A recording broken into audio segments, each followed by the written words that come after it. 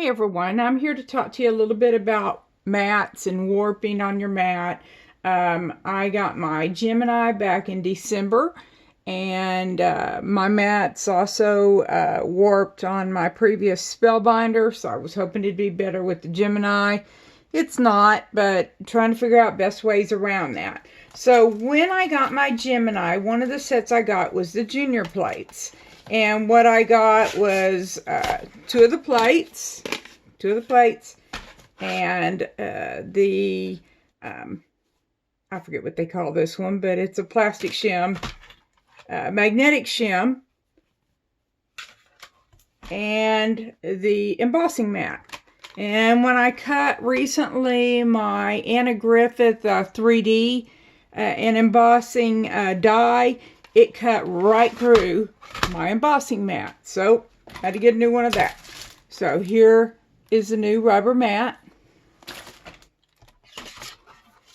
Also, I found with my with my metal one, that if you're not careful or if you cut the wrong direction, you end up with your die cutting and leaving pretty big marks on there. May not seem like much, but if that goes towards your paper, it could leave indentions on your paper.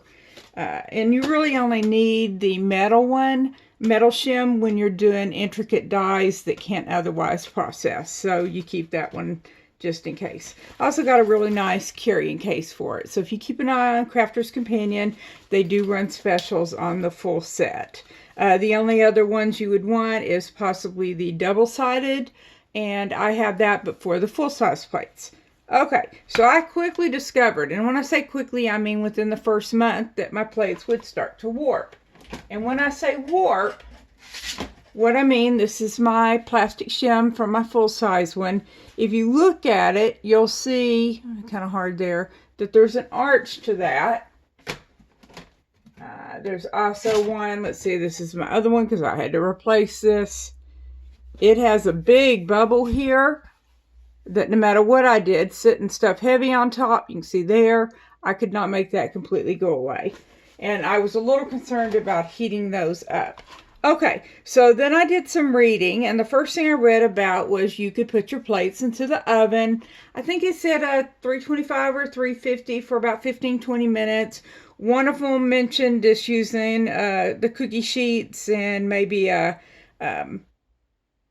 some liner to keep things from sticking or anything. And the last one I read suggested you put the heavy pot on it, not afterwards, but while it was heating up.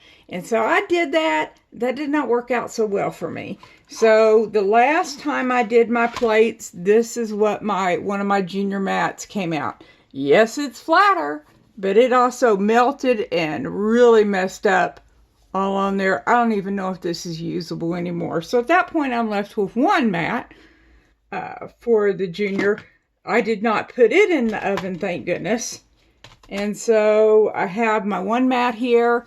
Because I only use it on the top, it's not warped badly. It is the mat that you cut into that tends to warp. Regardless of what you use, you are supposed to rotate when you make cuts to help distribute things and keep it from warping so badly. So I've done that from the get-go. That did not fix the problem, but I'm sure it helps with the longevity some. So we're left with one flat mat. These, I don't know if you can tell, they are not exactly flat. If I put that down on the table, you can see that I can press down on that. I have put it underneath the weight of several heavy things, and they just don't go that flat. There's also a bubble on the magnetic, but it flattens out once you put it through the machine. These do tend to stretch out. If yours stretches out beyond what you're comfortable with, you just come along and cut it. I've seen Jennifer McGuire, I think is her name, Jennifer McGuire Inc. She suggested you taping the layers together, kind of like this, where you have your plate and your magnetic and your plastic shim. You put tape all the way around, and then you just have your other plate to put on top, and that's supposed to help with warping. What I wasn't sure on is then what do I do when I need to use my magnetic or double-sided or anything. So I undid my taping, But then later I saw a video where she just did the magnetic on top, that it didn't necessarily have to be underneath the die cutting. So basically there's your sandwich to try that route. Now, let's say you try that and that either isn't working for you, or you decide you want to do something else. So the next thing I read about was using a cutting mat. And so I just went on Amazon, bought it has to be self-healing cutting mat. And so I bought one here that's approximately the 6x9. It's actually a little bit bigger than that, but close.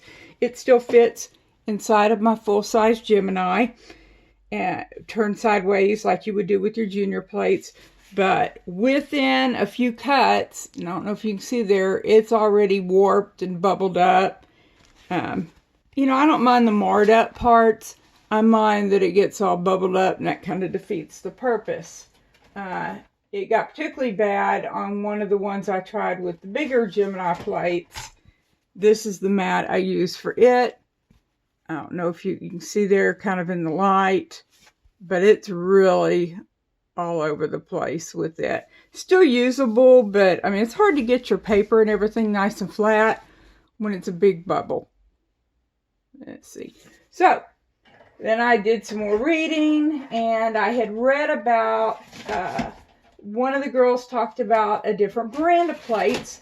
I had to send off all the way from Europe or Germany for these. I don't remember the exact brand. They have a sharp corner on them, so I had to be careful. And they have not warped as much, so I'll give them that. But they have still warped some. I did not put it in the oven yet, thank goodness. So I do still have that. So then I read scrapbook.com had a mat called a magic mat. And they were out of stock on it forever, or I would have gotten it a long time ago. And I just got it today. Here it is, magic mat. And I'll be honest, it feels exactly like the cutting mat, self-healing cutting mat that I got off of Amazon. I haven't used it yet, so we're going to do that. But that is the magic mat. It does come in a couple of different sizes. It has an elongated form, and then this is the 6x9. I do not know that they have a full size to fit evenly with the big plates, but they did have about 2 or 3 different sizes on it. The other item I had read about was from iCrafter. And iCrafter's mat, I got it a couple of days ago. I've had a chance to use it a time or two, but this is the iCrafter. It is called an iMend. It is also a cutting mat that self-mends, but it feels completely different. Still stiff, but completely different from the other cutting mats that I've used. And so this is after being used at least 3 or 4 or 5 different times. And you can see maybe the circle there, but that's really, there are a couple light marks, but overall it seems fine. It is definitely still flat, so that's good. And I'm using it with my one flat junior one, and so hopefully they will hold up. So those are the options that I've seen. Like I said, the fire oven one, putting things underneath something heavy, rotating, of course, moving your die around to different areas of the plate, and then alternative plates, which there's not many out there for Gemini. There are different thicknesses on these items, so you may find you have to change up your sandwich a little bit or add an extra sheet of cardstock to make it thick enough. If you run it through and it doesn't cut or doesn't emboss, mainly cut in this particular case, then you probably just need to make your sandwich a little bit thicker. If when you put it inside, it sounds like it's grinding in there and really working to get it through, then your sandwich is too thick, and that will increase the warping. So you just want it enough that it's doing the cut thoroughly, but not so much that the machine's having to work so hard. If it spits it back at you, it's definitely too thick. That's what that normally means. Okay, so we've got that, and we're going to go ahead and try out the cutting mats and see if we notice any differences with them. I'm going to go ahead, sorry about the noise here, I'm going to go ahead and open the magic mat. There it is outside of the package. And the way you normally want to do these is you want to take the place, well, of my damage mat, of one of your mats. Some people used it in place of the inner sandwich, but I would rather cut into these and use them in place of my mat, my plastic main mats. So let's go ahead. I'm going to do the eye crafter first since I've used it before. And on it, I am going to do just a simple die. This one, no real intricate anything. It says laugh. You do a stamp on top of it. It's from Crafter's Companion. I'm going to go ahead and do it. I think I'm going to do it kind of off to the side here. That's totally up to you on that. I'm going to use a little bit of tape. I'm actually using brain's gone blank on it, but the little crafter's tape that you can use, the pretty ones.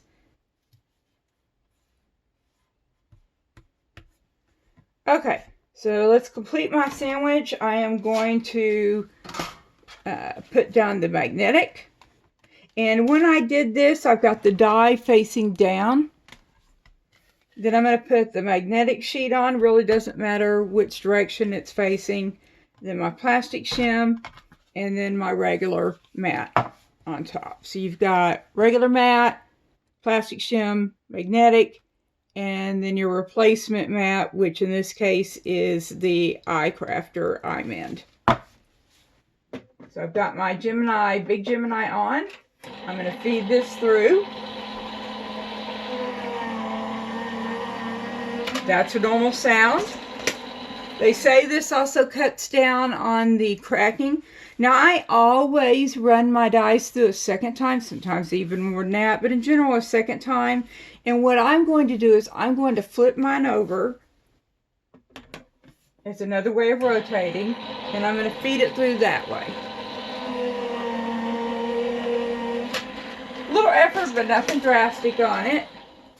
And so I don't know if you can see there, but you can see where that's turned up. That's mainly because the inner ones are turned. So you've got nice and flat one here. Those are bent. And then the new mat is more flexible. So it's going to be in whichever way. So let's see if we got a good cut. You always want to tape down your dies, because otherwise they'll move around and not necessarily cut where you want. And pops out fine. Doesn't look like it's going to be any problem getting the insides cut. So we've got a nice die cut there on that one. So let's test the magic one.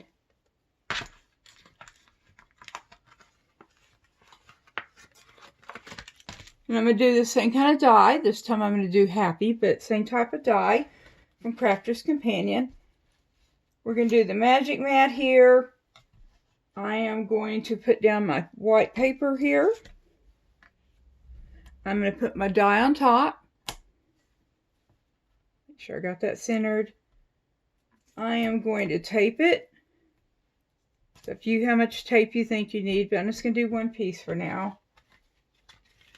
Magnetic, plastic,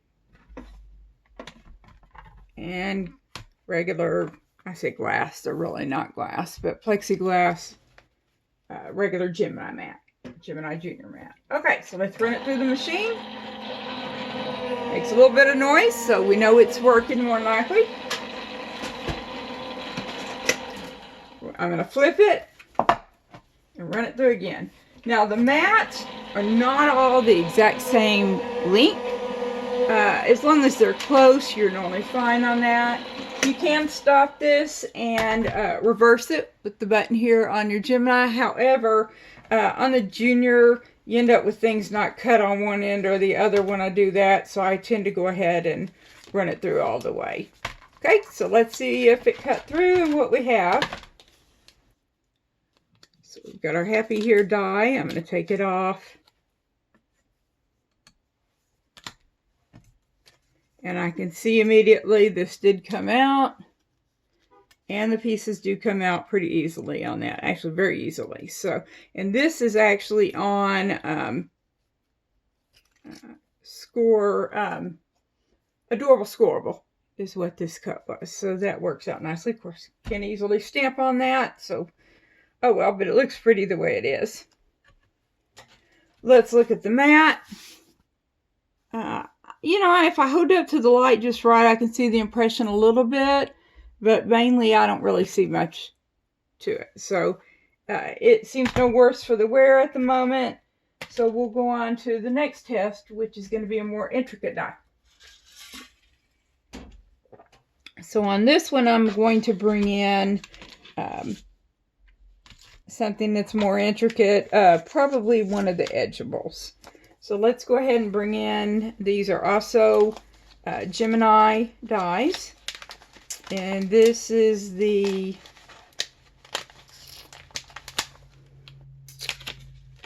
I'm going to do the henna one. So this is the henna die. You can see a ton of detail on that. And so I'm going to bring in some paper. Normally you'd have a full card here because you're going to want it extended beyond, and then you're going to want the edge up here because it's going to cut all this away, and you're going to get all the detail and then the rest of your card. I normally do it about halfway through my card thing. And sometimes, because I haven't used this one yet, sometimes from the manufacturer, it's got paper where I guess maybe they tested it or something. I don't know. But that one had some paper to it. Just a couple of little pieces.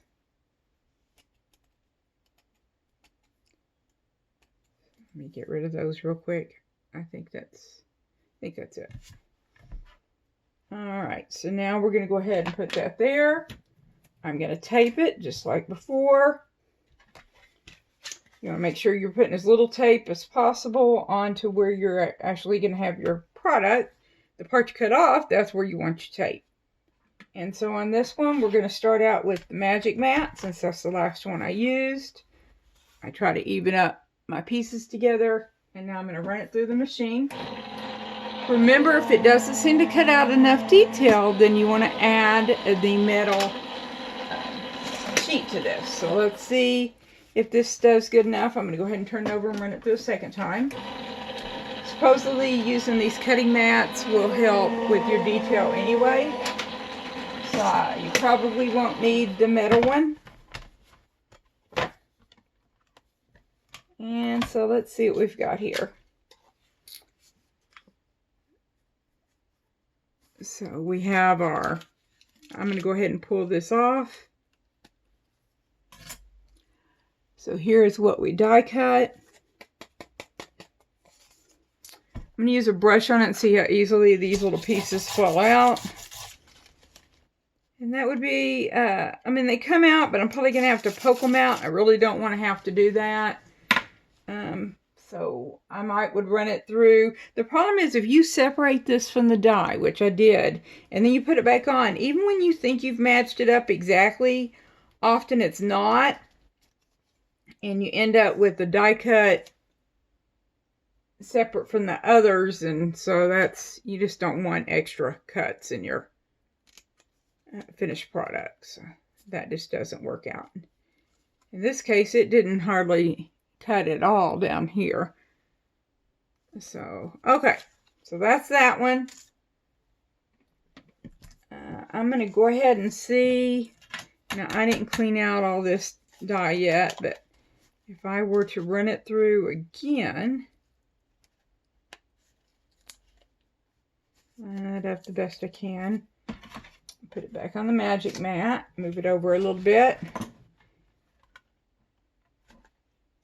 And this time, instead of directly on the magic mat, I am going to go ahead and use the metal shim on here. Take that out. And I believe, if I remember right, you want to take out the plastic one this time if you're using the metal one. So I'm going to try it with just that.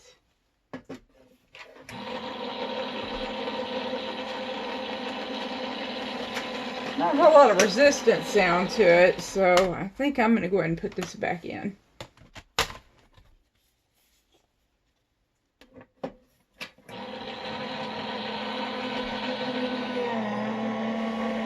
Little resistance, that's good.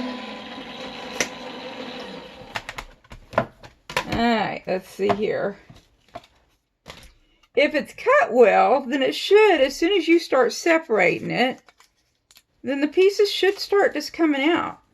This time, if you look, it's almost 100%. I don't know of any there that I'm going to have to poke out. Now, I'm going to have to get them off of the die, obviously, but that's easy enough. So it's nice that it did cut better with that passing. And so I'm going to go ahead and clean out the die here real quick. And you've got a couple different ways. You can just rub the brush on it. You can hand poke out each little thing if you want. I do not have that kind of patience. What I do have, though, is a foam piece that came with one of my rolling brushes. And I'm going to put my die down on it. And you're going to run your brush along it. And this will take out quite a bit of those little pieces. And so you can see they're on here, instead of the little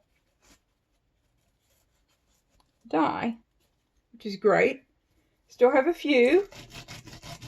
And like I said, some of them you are just going to have to punch out with the pokey stick. Just fine. Teddy Bear by Red Savine on Amazon Music. Alexa, stop. Not sure about that. Sorry about that, folks.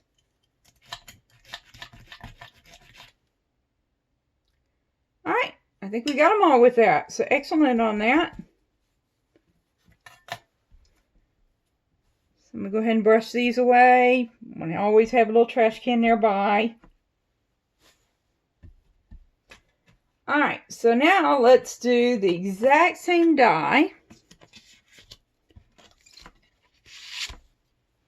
I'm going to do it this time on a small piece of, if I can fit it on here, Adorable Scoreable.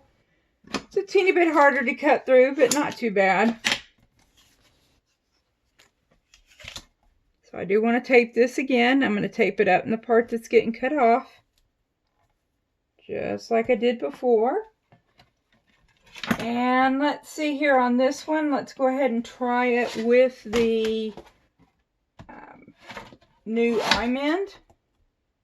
I'm not going to do the metal sheet just to see how it does, so I'm going to hold off on that part, although I suspect with the detail on this die I'm going to probably need it, especially since you're dealing with a slightly thinner sandwich with this other, with the I-mend anyway.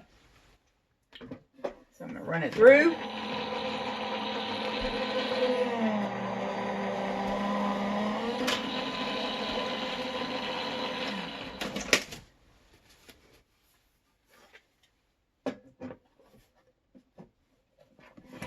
Run it through again.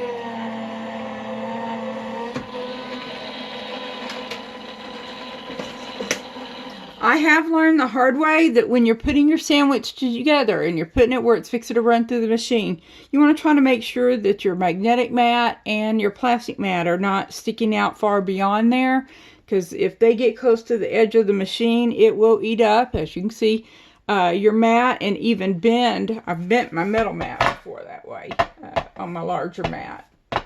Okay, so let's see what we've got now after being fed through twice, but without the metal shim. So I'm going to pull back just a little here. It does look like it could use a little help, although it did cut through. So I'm going to go ahead and do it again, but this time I'm going to do it with the metal shim. So it looks like we're going to need that. Put the other two in, just like before, and your regular mat. Just like last time, I'm just going to run it through once and see if that's good enough to finish the job. Alright, so let's take this off.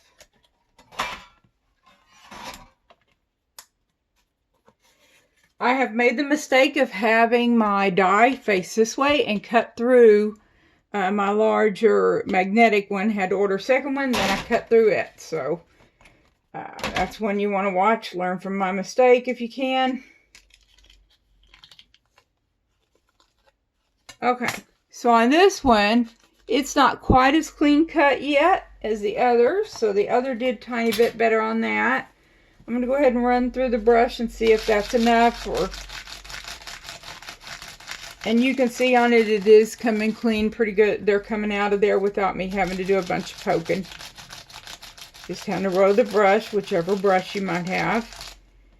This one's my Spellbinder one. I also have the Crafter's Companion one. Spellbinder one's a little bit longer, so I do have a tendency to use it a little more.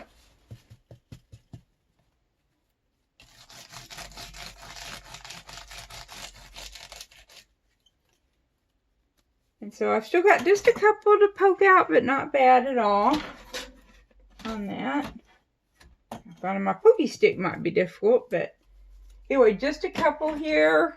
Let's see here. One there. Comes out pretty easy once you do that. And little pokey there. None of these are hanging on with much conviction, so that's good. You know, I'd prefer they always cut, so you want to make sure, because you don't want to have to try to peel it off and thereby tearing your design. So don't want to have to do that. I'm going to go ahead and cut here.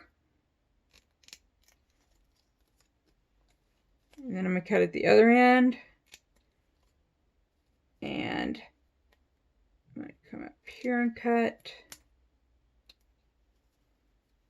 Cut over here. Now, I didn't quite put this on straight on the paper, so I realized there that that's uneven. That's because of how I lined it up. Nothing to do with the die not working or the setup or the sandwich. So there you have the gorgeous henna that way. I will say this one was probably harder because of it being the adorable scorable. It's just a thicker type paper than a regular colored paper. Now, one other thing before I go that I did want to mention, because you see it here, is we have a hot mess going. All these little pieces kind of thing, and it's like, what do you do with that? Now you can kind of try to brush them off and things to get them off of there. That's fine. But I know that Anna Griffin and others, including just no-name people on Amazon, offer little miniature vacuums. And so I have one that I got. And it looks like this. This particular one is Tihu. And so you want to make sure you just go in a circle. And it will clean up a lot of those little pieces for you. Now if you have really big pieces, it won't. Because the hose on here, it's just not that big. It's a little one in the middle there. But it handles these little pieces, at least the vast majority of them. It does pretty good between the little bristles and the little bit of vacuum power it has. Now the one by Anna may have better suction than this one. You know, you always get what you pay for, so I'm sure that's the case with that. I think on this I'm going to be better off getting the pieces off before I try to vacuum it. So I'm going to go ahead and see if I can get the rest of those little pieces off of there. I don't like keeping them on. Some people don't care. I'm one of those, I like leaving things as close as I can to how they were before I got started with it. So just me. I like to kind of brush them together.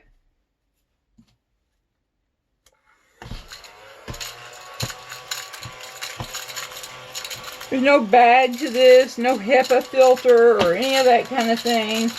There is just a little container that you just open it and dump it out into your trash can. And that's pretty much it.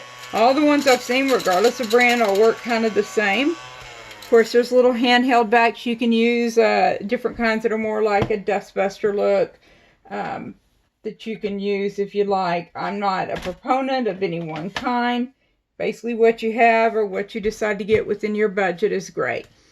So, thank you for joining me. That's just time will tell on the mat. Since I've only used them a couple of times, it's hard to say if that's going to warp or bend any. But so far, they both seem fine, and I'm looking forward to using them more and getting an idea on that. So thank you for joining me. Be sure to tell your friends, like my videos, subscribe, and we will be back next week after I get my orders. I did today, in addition to the mat is from scrapbook.com. It is the only place you can get it that I know of, besides maybe direct from the manufacturer. I think I've seen it on Amazon, but similar pricing. I got scrapbook.com's domed blenders. They had this for free. So I got a smooth card stock from them. It's little. It's about 4x6 on that. Let's see. A little over 4 inches. And a little less than 6. I don't remember what they call that. That may be in A5, A6. I don't know. I'm sorry. I haven't memorized all the sizes on that. And the other thing I got was some sticky easy mounts for rubber stamps. It's just a sheet. It costs about $4 per sheet, but it'll let you be able to use those with your stamping platform when you don't have a wood block for them. So for unmounted rubber stamps. And so that's what I got. Those and the black magic mat. So thank you for joining me, and we'll talk to you later. Thank you. Bye-bye.